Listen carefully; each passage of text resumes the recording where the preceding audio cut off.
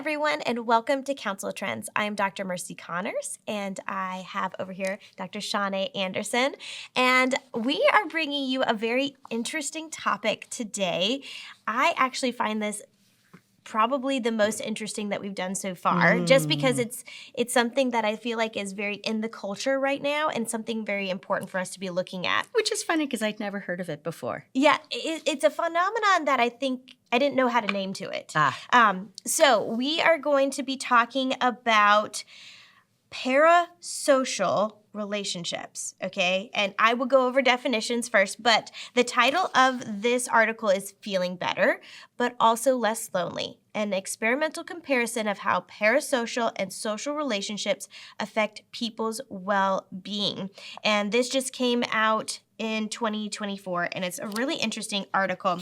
So let me explain. I'm going to do a couple of definitions before we start. So parasocial relationships, so let me first say parasocial interactions first, describes a mediated form of social interaction between a media user, so you watching television, you watching Netflix, you watching your phone. You watching us. You watching us, yes. Also social media, sports, anything like that. And a media character. So this would be somebody in a TV series. This would be somebody on a sports team, an influencer on social media. So these are the social interactions, so parasocial interactions. Now, these parasocial relationships exceed the temporal restrictions of the PSI. So just the interaction, so just watching an individual on line or on TV, and they emerge into something where it becomes stronger. It becomes a more of a connection type of thing. In a relationship. Yeah, type of relationship, which is interesting. Yes. And then there is the parasocial compensation hypothesis, which basically means that this parasocial relationships, this relationship that you think you are having with a TV personality actually is compensating for the social needs that you have as an individual. Which is just wild to me. This is an area that I'd never even heard of before. Yeah, but I think it actually kind of makes sense because people talk about TV series like, oh, did you hear about this last week? And da-da-da-da-da.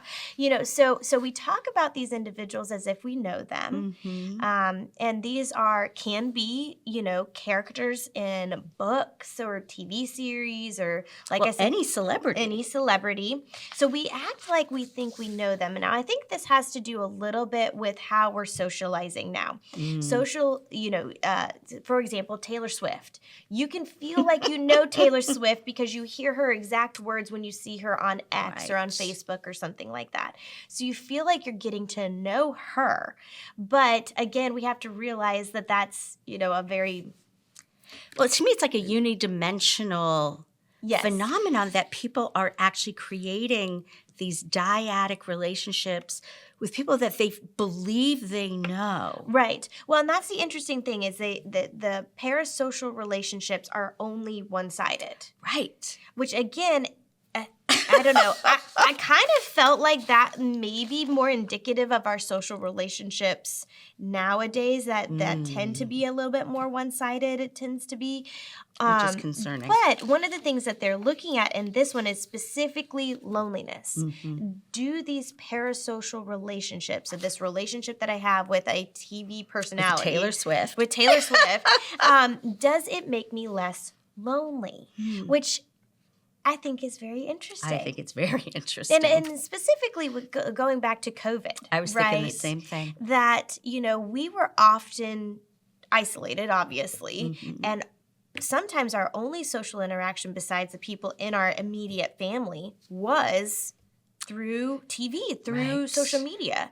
And almost how detrimental was that to us? And I'm also wondering, you think about influencers, and it seems to me, and again, I'm older, so I'm kind of out of the loop on a lot of things, but I do wonder if COVID created the phenomenon of the influencer because they weren't making new TV shows, they weren't making new movies, Right. but a lot of influencers were making a lot of their own videos and their own Yes. podcasts. Yep. And so I'm wondering if COVID created the influencer and that we now believe we have a relationship with the influencer because we listen to them so often. Right. I think that's possible too. I would say also, I find myself, okay, full disclosure, ladies and gentlemen, still am a very avid reader. Mm-hmm. I love to read. I love social interactions. That's one of my favorite things. It's probably why I became an author. But the other thing that I find myself doing is I will pray for the characters in the books. Really? Yes, I will find myself that's praying interesting. for a character in the book, saying, please let them make the right decision. And I'm like, wait, this isn't even a real person. But I do. Wow. I find myself doing that. And I wonder, too, if it has to do with, you see somebody going down the wrong route. Now, I also pray for my own friends, so don't think I don't. No, I just pray for characters. I don't pray for real people.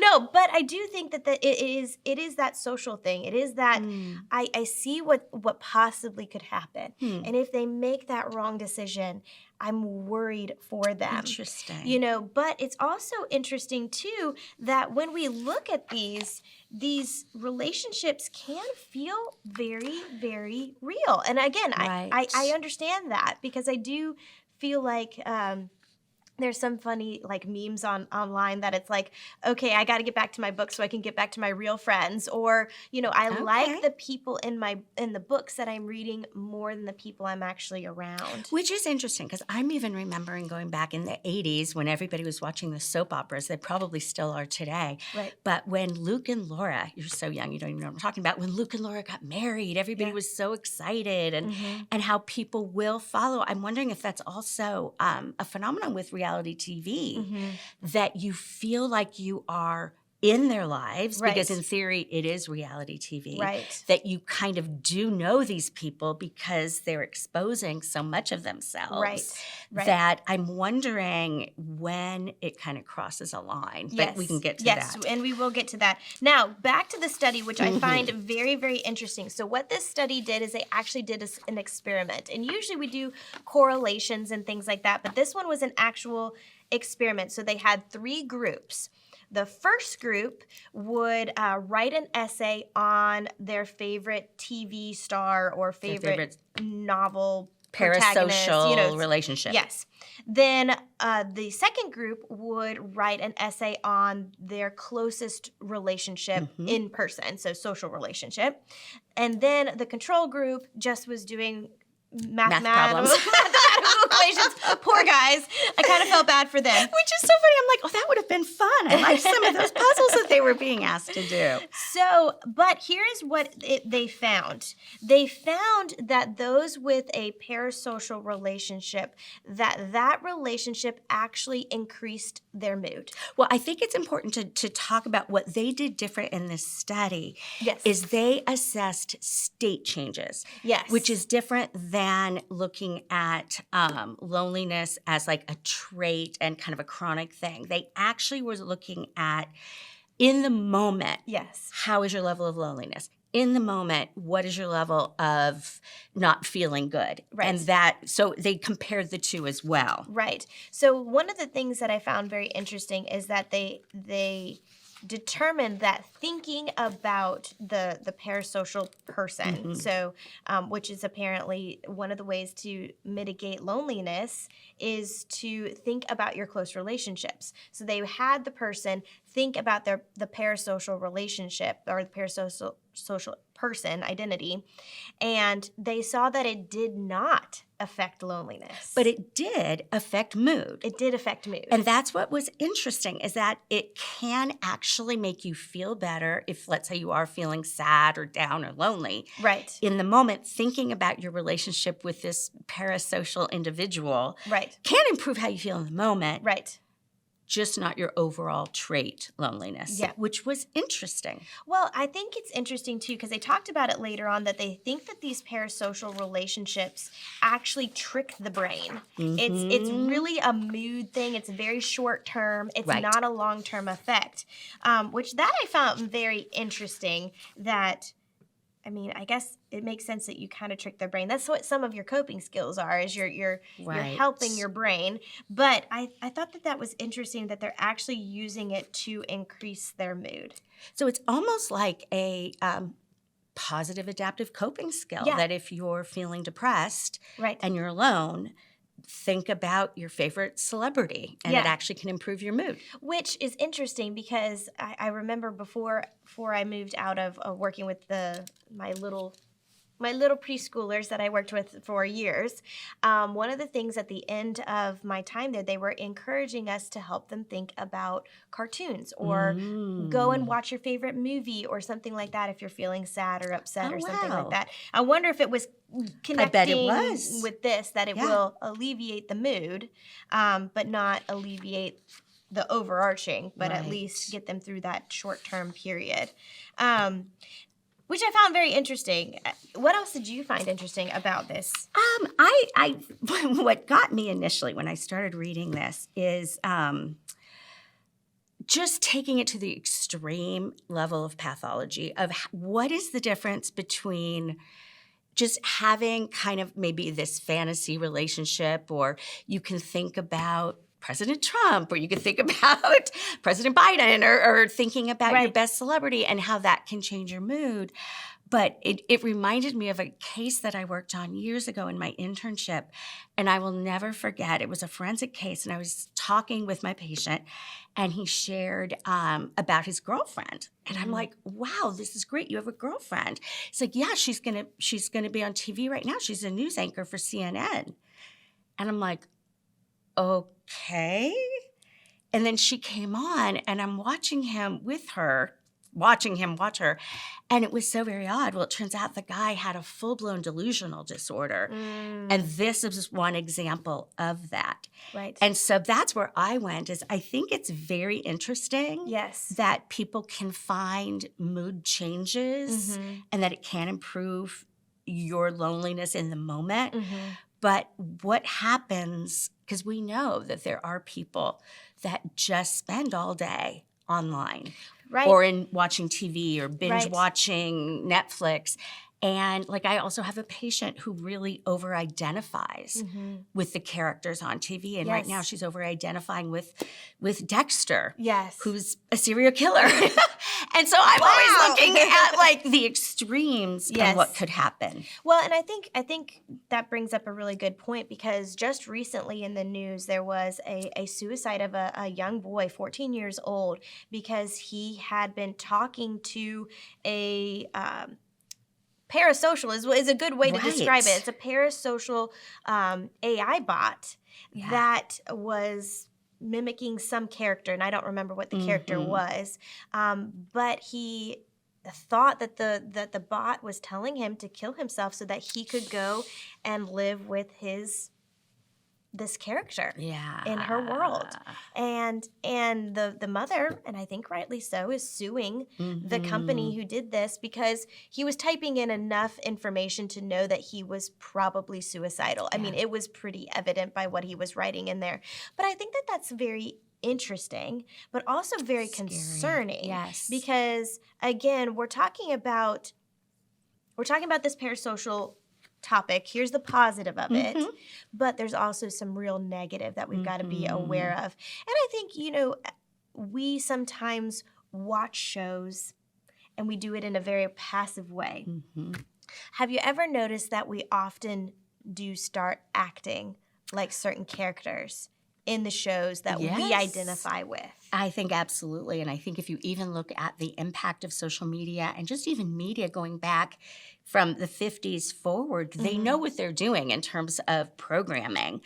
And I think our culture absolutely mirrors what we see characters do on TV and in movies. And I almost wonder too if that too is inherently somewhere in a part of this is that one of the things that it talked about is that when you create that parasocial relationship, you see characteristics in yourself that is similar to that person. Right, that you actually are identifying a friendship by kind of, what did it call? I think it called it mental attraction. Yes. That there are those similarities. And that's where I'm just wondering, are we looking at the positive similarities? Are we looking at the negative similarities? Because I am thinking of how sometimes there have been shows that, let's say, have been talking about eating disorders or self-destructive behavior or suicide, and how we know often teens whose brains aren't fully developed will actually begin to kind of emulate and copy some of the things that are going on these shows. Right. And I almost wonder, too, if this could be and maybe I don't know what those shows were trying to depict, maybe bring some awareness to these problems, but by bringing awareness to these problems, you're actually creating some of these problems. Well, it is kind of dangerous. I mean, that's, but I think it always is on a continuum, is I guess the way I always see things, as opposed to black and white, that there is some really good stuff here that I bet a lot of people are engaging in. Yeah. Of that, gosh, I really like so-and-so, or I really like this character, and I love to watch them. And I'm even just thinking of the podcasters that I follow, that in a way, I don't feel like I know them, but, when they share personal stuff, I bet you guys feel the same way about us. Yes. Because we share personal things, and that you guys probably feel to a certain degree that you know us, but that it can go to the other side where it can become dangerous. Yeah, and I think it's just helping you be aware, helping other people be aware that if you're starting to see some concerns. Now, do we have any things to be concerned about? What are some of those things that we should be looking for? I actually pulled up from therapist.com. They gave a list of some things that are signs that your feelings towards a celebrity may have kind of really crossed a line and can become dangerous. And I think it's really feeling a really strong emotional connection and remembering that this person doesn't know you. Right. Feeling like your connection to them continues to grow, viewing them in a positive light, but even though you don't really know them. I think it goes on and on to when people begin to seek out information. I think this is where stalking can come up. Yeah, absolutely. If somebody criticizes you for your obsession over someone and you feel defensive, that's probably a red flag. Imagining conversations or interactions with these people, or even like having a sense of loss when you're not hearing from them on social media, or they don't have, like, their latest episode of their show is over. Right. Prioritizing consuming their content over anything else in your life. It sounds like it really can become an addiction. Yep. Feeling like you know them better than others do, or even feeling jealous when they interact with other people. These are some serious red flags. Interesting. I wonder too, like, say it's a character in a show, right? What happens if the character dies? Right. Like, I could imagine that person would go into a heavy depression, right? Exactly. And then, it's not like a soap opera where you usually kind of bring them back in some way, shape, or form, right? But I actually think there was a movie, I can't remember, with Renee Zellweger, and I think it was that somebody was like in love, or she was in love with someone's character and couldn't see past that this individual was an actor playing a role, and they were so in love with the character. Yes. And it's very interesting, too, because I do think that, and also I wonder, too, if diminishing or saying that, the character doesn't have bad qualities. Idealizing. That would be something, too, that I'd be a little bit concerned about, because I have heard that before. Like, when you're like, well, let's look at really how this person is interacting with others. Is that the type of person you want to be around? Well, yeah, of course. And I'm like, but that person just stabbed this person in the back. Like, because I've done that with teenagers before to help them try to figure out what friend qualities they want to find. And I'm like, hold on a second. Maybe some good, but you also got to see the bad. Like, it's well, and I think it probably crosses a line that is what their parasocial relationships are like. I would be intrigued to see if their personal social relationships are similar. Yeah. Do you know what I'm saying? Yes. Do they have the same idealization? devaluation Right. that they might with their peers and other Right. people in their lives. Well, it's very interesting, and hopefully they're going to do some more work on this. I would find that very interesting to see the next installment of this type of research. Right. Well, we hope that you have enjoyed this Counsel Trends, and we'll see you next time.